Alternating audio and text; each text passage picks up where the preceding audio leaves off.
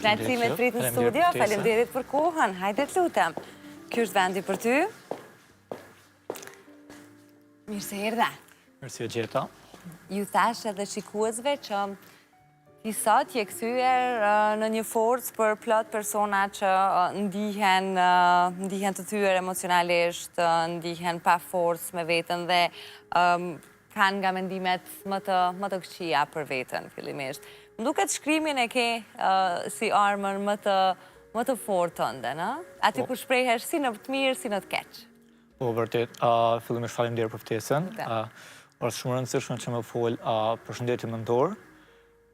Po, shkrimin e kam një prej hapësirave ku gjej edhe vete më shpreh, ku edhe gjithashtu më kanë ndihmu me luftu me mendimet negativeve, me gjendjen tëmë të rëndum emocionale.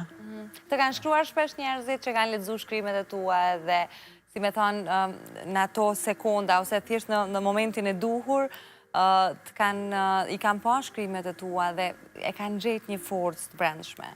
Po, ka pas se ndonjëherë edhe unë shkruaj poezi, ndërsa poezit ndonjëherë kam edhe shumë depresive, ka pas nga ata që më kanë kontaktuar që me tregu për kujdesje, po ka nga ata që kanë më bashkëndije, kanë gjetë veten edhe me një formë tjetër ka ardhur mirë.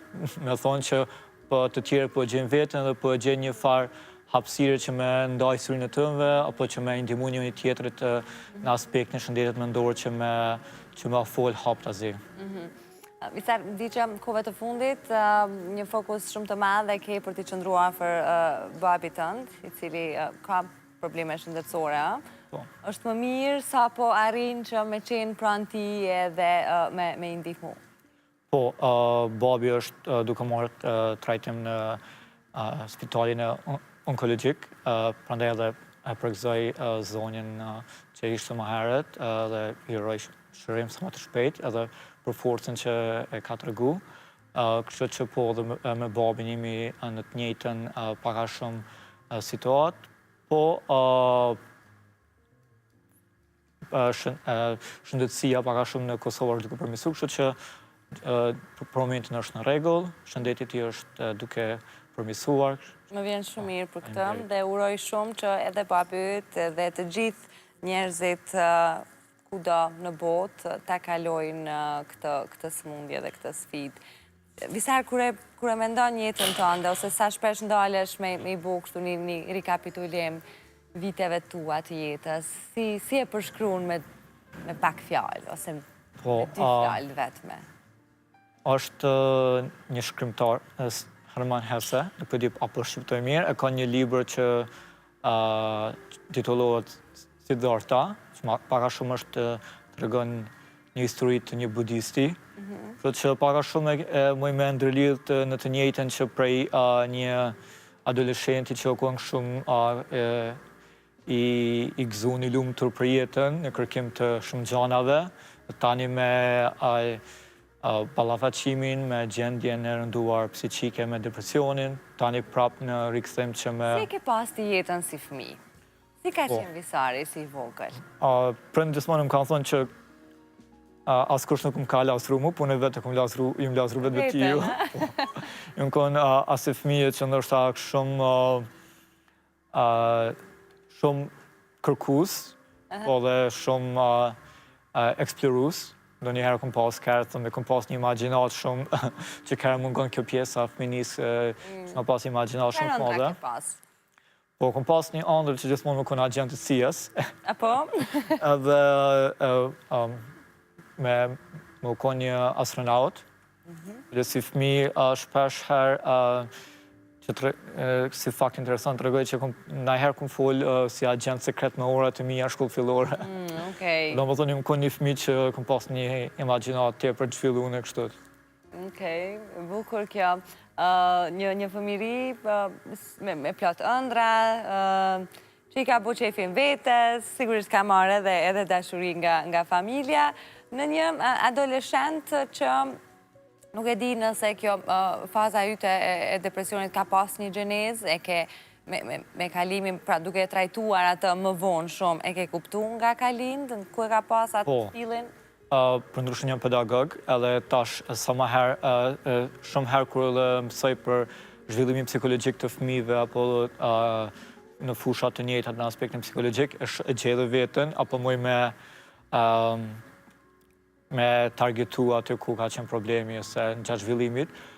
Po për shembull kuptohet që në familjet tona ndonjëherë dhe komentet kërë janë pak a shumë krahasuese, janë nashta kërë marrin dhe komente si me fëmija i filonit shumë ma e mirë, ose mënyra se që na shtyn me dasht edukimin, arsimin, është pak ma toksike, është pak ma stresuse, po edhe anën tjetër jam konë edhe viktim me bullizimin në shkollën fillore, kjo ka ndiku që ma vonë një shfaq ma vonë pak a shumë kërën përballë me situatat të reja, mungesave të besimit, mungesa se që shukën pa vetën për knatësit komplekse të mija, që më ka shty drejt stërmendimeve apo overthinking që ta shë përdorin këtë termin anglisht. Në cilën, sa vjeç i bie të ishe? Kur ka ndodhë akti... Si reagoje ti ndaj këtyre bullizimeve? Apo duke qenë në moshë krejt të vogël, nuk e kupton se qa po ndodhë shumë, ti ndihesh i lënduar, besoj, ja? Po, zakonisht tash kjo dhe po të rregosi pas filmave që po ngrisin një vedije për bullizimin, kundër bullizimit, ju mundu që unë jem konë si fëmijë pak shumë introvert edhe jem përballë me ankthin social, ankthin shoqëror, që ju mundu me i mik të nxënëse problematike që janë konë, po dhe momenti kur u dash me i tërgu dije që për shembull kur ti tregon tani ki kërcime që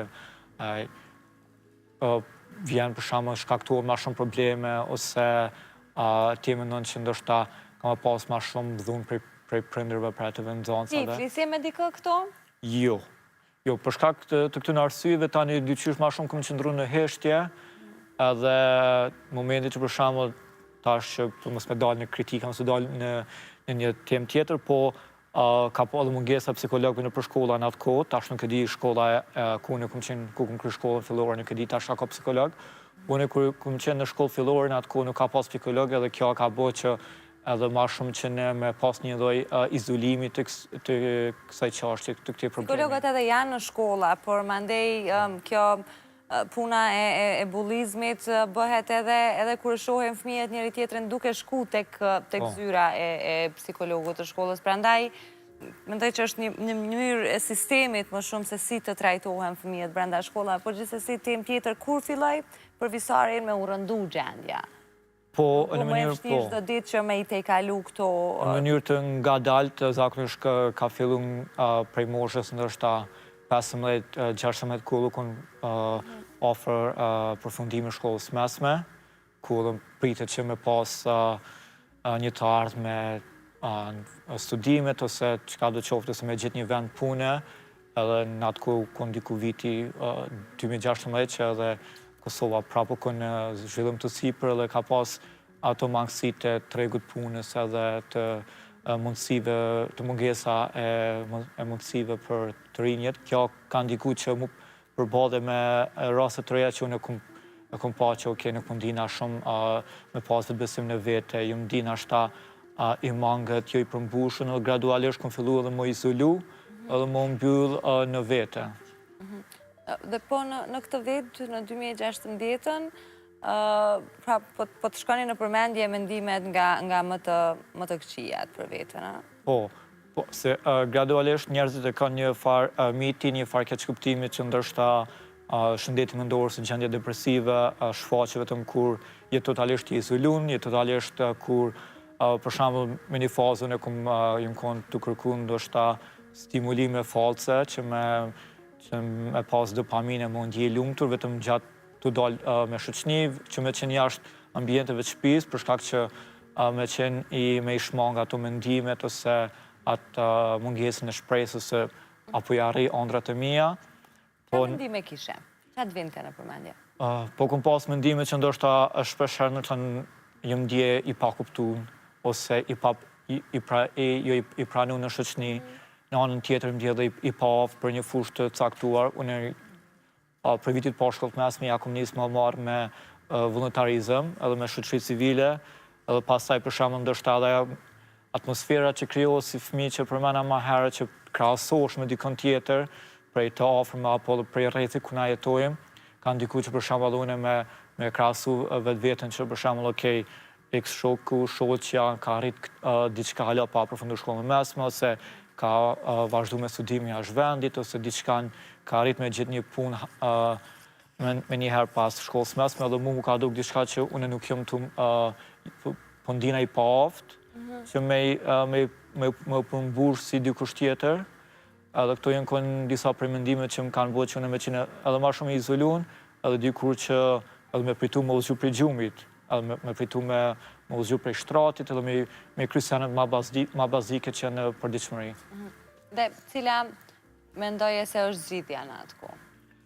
Po në atë kohë që ka qenë vetëm vetvrasja, edhe unë e kom mendu që okej, nuk përpos që kom mendu që nuk mundë me gjithë vetë, me përmbush vetën, zbrastirin që kom pas mrena vetit, vetmin, apo dhe... E tentove këtë?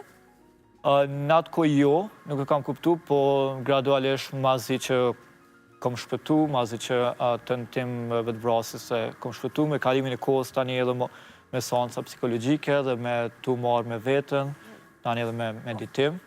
Po thoja e tentove sepse... Më falë. S'ka gjë, sepse edhe e përmend edhe atë ditë kritike, pra ke qenë pa ndjenja disa orë. Po. Si shkove drejt asaj? Po, pasi edhe kom tentu, kom bo aktin, pastaj kom të regu prindërve, ka qenë diku ora 3-4 mëngjesit, edhe më kanë dërgu në spitali, ka marrë shërbimin emergjencës, pastaj edhe kur më kanë dërgu në reportin e internës, aty pastaj kam hup ndjenjat dhe dijen, edhe kështu ka vazhdu deri diku në mëzit në ditën tjetër. Sa orë kjo, deri në ditën tjetër, pra nga 3-4 mëngjesit, disa orë që nuk u përmende deri të nesër. Kur hape syt, qa ishte ndjesia e parë që kishe, ose mendimi i parë që t'erdhe? Po, okej, tash nuk më kujtohet saktësisht, për shkak që edhe ju më kumë bënej... Ose kujtimi i parë, pra me memorje e parë... Po, kërë këmë hapë, si kuptohet që ka qenë mjeku dhe prind aty afër, u konë një farloj në mes të pendesës, po dhe në mes të asaj që po është dhimbjen e prindërve dhe kupton që ka ju kesh kaktu një fra formë, ose pastaj ajo dhimbja jam u ndo me ta dhe u konë një moment këtë për kritik. Kujtohet në një fjallë që ta thanë ata, ose në një shkëmbim kështu bisede në atë gjendje? Po, në atë moment u konë një farë, di vitëm që u konë përqafimi i prindërve, dhe u konë një farloj heshtje që në mes të gëzimit, po dhe gjendjes së rënduar emocionalit të prindërve, po pas taj u konë edhe ajo pseja që është njëtës pase, kështë që u konë një pse qa ka ndollë që shuar dire këtu. Si vazhdo jeta jote pas kësaj dite? Po, në fakt u konë një gjendje post-traumatike pastaj, ka vazhdu ndoshta pak ma keq, konë ma rëndu një gjendja. Po me kalimin e kohës tani jë marrë me vetën dhe mënyra që unë kam ulltu, edhe më ka bo që me u gjetë me vetën, me sfidu vetën me situata të reja që unë ku kom gjetë si problematik me vetë me vetëbesimin, apo dhe me gjana tjera që më kanë ndiku direkt shënditën të më ndorë. Pastaj edhe njoftova me meditimin, edhe me të bo shumë i hapun, duke folë me tjertë për gjendjen time psiqike, emocionale, edhe duke kërku ndihmë profesionale tek psikologët, paka shumë kanë ndihmu që me pas një rikëthim në jetë. A u bë lidhja jute me prindrit më e ngushtë? A ishe më i hapur që të diskutoje me ta gjithë këto mendime që i kishe edhe para asaj dite, pra këtë mos pranimin që t'je ndjeje të qenurit, pra këtë ndjenjen që je i pa aftë për një gjë të caktume, sa ndryshoj komunikimi mes jush? Po, komunikimi kuptohet pak më i afërt, po si në shumicën e familjes në shoqërinë tonë që ndonjëherë edhe është ajo hezitimi, po dhe mes kuptimi mes gjeneratave, sidomos për shembull tash unë gjithmonë marr si shembull duke që përkas shoqënisë një grupi të shoqënisë civile e kemi pak më ndryshe një perspektivë, ndërsa prindët e mi që në rrit më ndryshe, po me matë mirën të të mundshme, gjithmonë kanë qenë të afërt, tani edhe nëse çdo sen që për shembull ata e kanë menduar që është si presion për mu, ndoshta kanë ndryshuar qasjen, edhe mbështetja ka qenë më e madhe edhe prej familjarëve të tjerë.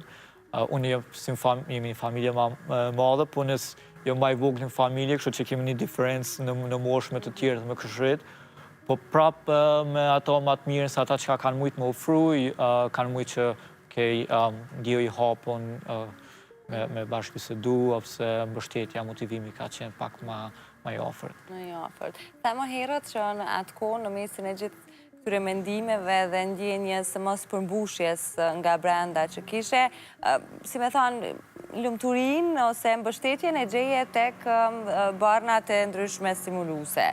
Kur i ndërprejve ato? Kur e kuptove që nuk të bëjnë mirë? Po, të stimulimi ma shumë e kom pas në aspektin që ka marrë stimulim ose një farloj knatësie duke dalë me shoqëni ose edhe vullnetarizm ka ndihmu, po sa i përket medikamenteve ka marrë për shkak nga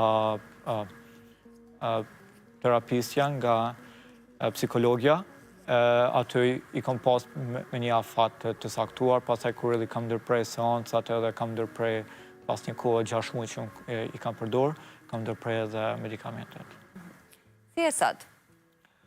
Sot kuptohet ende në njëherë kam lohatjet emocionale, po Çfarë momente të ndodhin më shumë?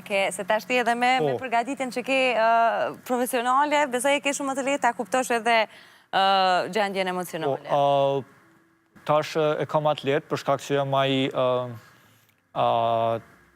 jam në aspektin që jam i aftë me identifiku, për shembull ka raste kur ndryshimi i motit, për shembull ndryshime klimatike, shumë ndikojnë, për shembull nëse mbrana ditës është shi edhe diell edhe era të forta, kjo më njëherë ndikon, ose në mënyrë drastike, kjo ndikon. Pastaj edhe në momente për shembull nëse marrim shembullin kur shkoj në repartin e onkologjisë bashkë me babin edhe ka shumë, është një gushbë aty e madhe, kjo ndikon edhe që me pas një angst shoqëror, po tani pastaj jam edhe i aftë që me identifiku dhe me menaxhu këtë stresin shoqëror, angstin që më krijohet, po pastaj e kuptohet që në shoqërinë tonë kosovare ekziston shpesh kjo krahasime të tjerëve ose komente negative që vijnë nga të tjerë, po haj se s'kemë bukë doktor, haj se s'kemë ndryshu botën kreti vetëm, po jam i aftë që tani këto me i kontrollu,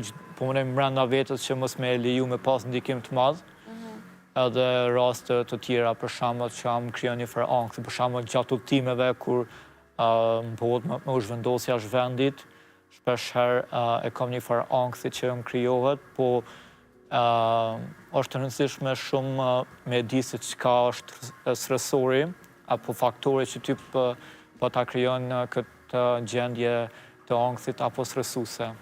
Atë kanë qëndru shumë miq afër gjatë krejt etapave që ke kalu? Apo e ke ndje vetën sikur po të lënë anash? Po, në fakt kanë qëndru miq afër, ka prej atyne që ndonjëherë edhe thrasin edhe pyesin si je për gjendjen emocionale, se ka dallim shumë me pyet si je, çka ka ndodhur me jetën, po edhe prej asaj se çysh po ndihesh mbrana me vetveten. Ka edhe prej atyre që për shembull kuptohet që ndonjëherë persona që janë duke kalu një gjendje të rëndë depresive, ka nevojë vetëm me ndëgju ose me dalë një ecje me ta, që po ka miq po është rëndësishme që me ditë për shembull, është shumë rëndësishme me ditë që ndonjëherë edhe na vetë e ndikojmë të njëri tjetri, për shembull nëse unë jam duke u dash me ndihmu një personi, një shok apo shoqës, edhe në këtë aspekt edhe unë vetë jam të kalu një gjendje depresive apo jo të mirë emocionale, ajo mund të ndiku të unë. Që është mirë me ditë një farë limiti, edhe diçka që nëse nuk mundesh me ndihmu, është mirë që veç me pas një përkujdesi për veten, pastaj edhe për tjetrin. Je ndje më mirë kur e ke thënë publikisht historinë tënde, kur e ke tregu, e ke nda me të tjerët, vetëm me qëllimin që t'ju ndihmosh edhe t'jesh si zë i tyre? Po, është si me thonë se kur erdha rrugës i kisha çantën me veti, edhe momentit që e heka është një falëtësie. Kështu që është njëjtë edhe me ato se rëndesën se kretë çka ti nuk po nda, nuk po flet me të tjerë për shkak që për arsye të ndryshme, faktorë të ndryshëm që veç e i cekëm. Nëse ti nuk i ndon ato me dikon nëse edhe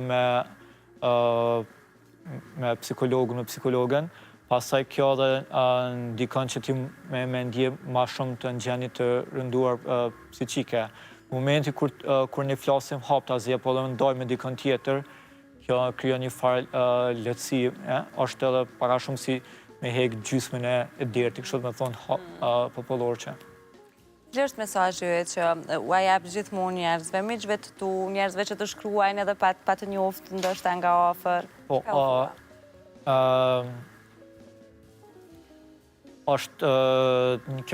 e përdori një shprehje prej gjuhës spanjolle, que sera sera, nëse shqiptova mirë, nuk ka që di gjuhën spanjolle, që do të thotë çka do të ndodh, do të ndodh. Kështu që jepja dashnin vetës, qysh i kishe jap dashnin një personi tjetër, kur dona me ju veç me i qëndru afër, po dhe me ndihmu, me i tregu se sa e afta apo jo afta është ai personi dhe sa të mirë bën botë me prezencën e atyre personave. Kështu që këto tregoja vetvetes. Shumë e bukur kjo. Disa herë faleminderit shumë që erdhe sot, që ndave këtë pjesë të historisë jetës tënde bashkë me mua dhe me gjithë publikun. Faleminderit juve. Merci. Shkëputemi për marketing, ju pres në pjesë të dytë.